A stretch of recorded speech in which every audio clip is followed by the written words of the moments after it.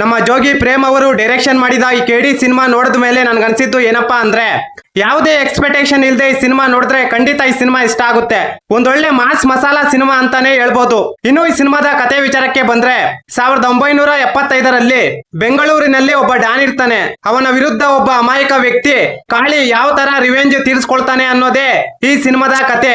ಇಷ್ಟಕ್ಕೂ ಕಾಳಿಗೂ ಆ ಡಾನ್ಗೂ ಏನ್ ಸಂಬಂಧ, ಸ್ವಂತ ಅಣ್ಣನೇ ಕಾಳಿ ವಿರುದ್ಧ ತಿರುಗಿ ಬೀಳೋದು ಏಕೆ ಅಂತ ತಿಳ್ಕೋಬೇಕು ಅಂದ್ರೆ ಒಂದ್ಸಲ ನೀವು ಈ ಸಿನಿಮಾನ ನೋಡ್ಲೇಬೇಕು. ಮೇಕಿಂಗು, ಅರ್ಜುನ್ ಜನಿ ಅವರ ಮ್ಯೂಸಿಕ್ ಎಲ್ಲವೂ ಕತೆಗೆ ತಕ್ಕಂತೆ ಪ್ರೆಸೆಂಟ್ ಮಾಡಿದ್ದಾರೆ. 2.5 ಗಂಟೆ ಇರುವ ಈ ಸಿನಿಮಾದಲ್ಲಿ ಜೋಗಿ ಪ್ರೇಮ್ ಅವರು ಧ್ರುವ ಸರ್ಜಾ ಅವರ ಕೈಗೆ ಮುಚ್ಚಿಕೊಟ್ಟು ರಕ್ತ ಚರಿತ್ರೆಯ ಪುಸ್ತಕನೇ ಬರ್ಸವ್ರೆ.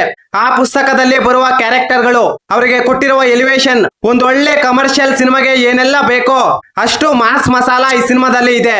ಹಾಡುಗಳು ಚೆನ್ನಾಗಿದೆ. ಧ್ರುವ ಸರ್ಜಾ ಅವರ dance, fight, dialogue delivery, screen presence ಎಲ್ಲವೂ ನೆಕ್ಸ್ಟ್ ಲೆವೆಲ್. ಆದ್ರೆ ಫಸ್ಟ್ ಹಾಫ್ ಅಲ್ಲಿ ಕಾಳಿ ಮಚ್ಚಲಕ್ಷ್ಮಿಯ ಲವ್ ಸ್ಟೋರಿ ಫಸ್ಟ್ ಹಾಫ್ ಹೆಂಗ್ ಮುಗಿಯುತ್ತೋ ಗೊತ್ತಿಲ್ಲ, ಆಗ್ಲೇ ಸೆಕೆಂಡ್ ಹಾಫ್ ಗೆ ಬಂದಿರ್ತೀವಿ. ಯಾಕಂದ್ರೆ ಪ್ರೇಮ್ ಅವರ ಸ್ಕ್ರೀನ್ ಪ್ಲೇ ಆಗಿದೆ.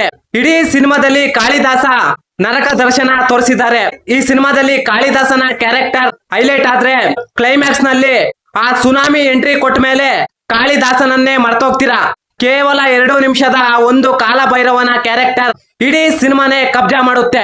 ಪ್ರೇಮ್ ಅವರು ಆ ಕ್ಯಾರೆಕ್ಟರ್ಗೆ ಕೊಟ್ಟಿರುವ ಎಲಿವೇಶನ್, ಆ ಬಿಜಿಎಂ ಆಗಿರ್ಬೋದು, ಎಲ್ಲವೂ ನೆಕ್ಸ್ಟ್ ಲೆವೆಲ್. ಕಾಲ ಭೈರವನಾಗಿ ಕಿಚ್ಚ ಸುದೀಪ್ ಅವರು ಎಂಟ್ರಿ ಕೊಡ್ತಾರೆ ಕ್ಲೈಮ್ಯಾಕ್ಸ್ ನಲ್ಲಿ. ಆ ಒಂದು ಫ್ರೇಮ್ ನೋಡ್ತಿದ್ರೆ ಲಿಟ್ರಲಿ ಗೂಸ್ ಬಂಪ್ಸ್. ಥಿಯೇಟರ್ ನಿಂದ ಹೊರಗಡೆ ಬಂದ್ರು ಆ ಕ್ಯಾರೆಕ್ಟರ್ ನ ಮರೆಯೋಕೆ ಸಾಧ್ಯನೇ ಆಗಲ್ಲ.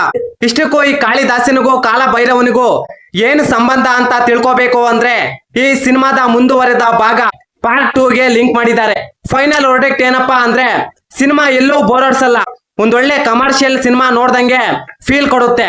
ಸಿನಿಮಾ ಮಾತ್ರ ಚೆನ್ನಾಗಿದೆ ಗುರು. ಈ ಮಾಹಿತಿ ನಿಮಗೆ ಇಷ್ಟವಾಗಿದ್ದರೆ ಶಿವರಾಜ್ ಇನ್ಫೋ ಯೂಟ್ಯೂಬ್ ಚಾನಲ್ಗೆ ಸಬ್ಸ್ಕ್ರೈಬ್ ಮಾಡಿ, ಸಪೋರ್ಟ್ ಮಾಡಿ. Thank you for watching. ಧನ್ಯವಾದಗಳು.